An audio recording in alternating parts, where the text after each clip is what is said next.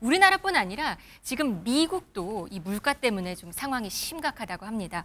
미국은 사실 관세 전쟁 이후에 고물가가 예상이 되는 상황이긴 했는데요. 이게 슬슬 체감이 되는 것 같습니다. 트럼프 대통령이 고물가, 민심 달래기에 나섰다고요. 농축산물 관련해서 관세를 폐지한다는 얘기도 들립니다. 네, 맞습니다. 미국 물가 관세로 인한 미국 물가의 부담이 소비자들이 이제 굉장히 심각하게 느끼고 있다는 여론조사가 있어요. 약 77% 정도 되는 소비자분들이 관세 때문에 힘들어.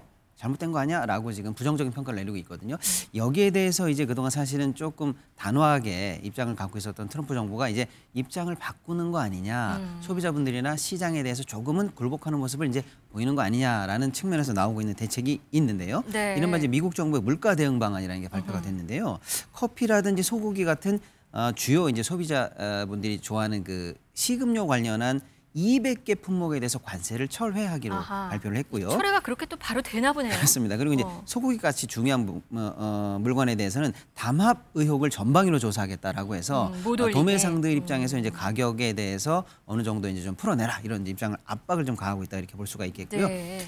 만기 50년 주담대 같은 것도 이제 새롭게 도입하면서 주거비에 관련해서 이제 물가도 좀 낮추고 또 지금 계속 나오고 있는 게 관세로 인해서 생긴 수입을 가지고 전 국민에게 사실은 이제 배당을 약 한 국민당 $2,000 정도 하겠다라는 내용이 지금 계속 발표되고 있거든요.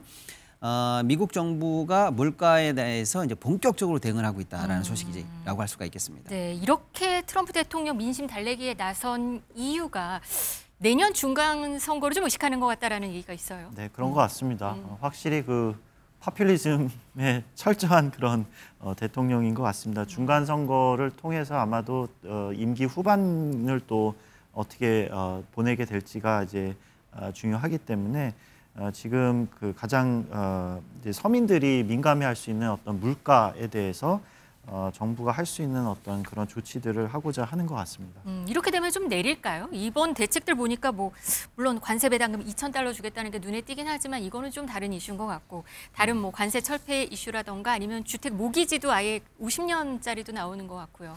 글쎄요. 그래도 좀 시장에 영향을 줄까요? 뭐 당장 그런 특정 품목에 대한 어떤 영향은 좀 있을 것 같긴 합니다. 근데 지금 전반적으로 그 관세 조치를 하면서 우리가 지속적으로 우려하는 것이 미국의 물가 상승이거든요. 여전히 다른 품목들의 그런 이제 관세들이 그렇게 내려가질 않았기 때문에 그런 이제 물가에 전가되는 어떤 시차라는 게 존재하기 때문에 당장은 물가가 올라가는 것 같이 보이지 않아도 누적적으로 시간이 지날수록 물가 상승 압력에 대한 어떤 우려가 있을 수 있겠습니다. 네. 이제 재미있는 것은 어느 정도 이제 시차를 두고 당연히 이제 소비자 물가에는 이제 좀 인하하는 효과를 분명히 가져올 걸로 보이는데 그 반사 효과로 오히려 이제 미국의 주요 농산물들을 수출해 왔던 상대국들이 지금 환영을 하고 있는 상황이에요. 뭐 호주에서 이제 뭐 대표적으로 육류를 많이 공급하고 있고요. 뉴질랜드도 마찬가지고 인도도 마찬가지입니다. 오히려 이런 나라들이 오히려 트럼프 대통령의 조치를 환영하고 있는 상황입니다. 네, 이 와중에 또 트럼프 장남과 정용진 신세계그룹 회장이 스페인 한 식당에서 만난 그 사진이 포착이 돼서도 눈길을 끌고 있습니다. 한번 사진 보실까요? 오른쪽이 정용진 신세계그룹 회장이고 왼쪽이 트럼프 주니어입니다. 좀 친해 보이는 것 같습니다. 그리고 또 한 인물이 오미드 말릭이라는 1789 캐피털 설립자라고 하는데 이들을 왜 만났는지에 대해서 좀 주목하는 것 같습니다. 아직은 이제 왜 만났는지에 관한 이제 주제라든지 이런 게 나오지는 않았어요. 이 세 명의 공통점이 있는 건가요? 근데 이제 원래 정용진 회장과 트럼프 주니어는 처음부터 사실 이제 친분이 있었거든요. 그래서 사실 우리나라에서 최초로 이제 트럼프 대통령 취임식에 참석하고 그 별장에 초대를 받기도 했었고요. 네. 한동안 우리가 이제 한미 간의 협상이 고착화됐을 때 물밑에서 어떤 라인을 뚫어주는 역할도 많이 했었거든요. 네. 근데 이번에 또 만난 이유가 과연 어떤 배경이 있을지 이제 관심이 모아지고 있는 상황이다 이렇게 볼 수가 있겠습니다. 네, 알겠습니다. 오늘 경제 라이브는 이렇게 트럼프 미국 상황까지 한번 알아봤습니다. 김태봉 교수, 박시동 평론가와 함께했습니다. 고맙습니다. 감사합니다.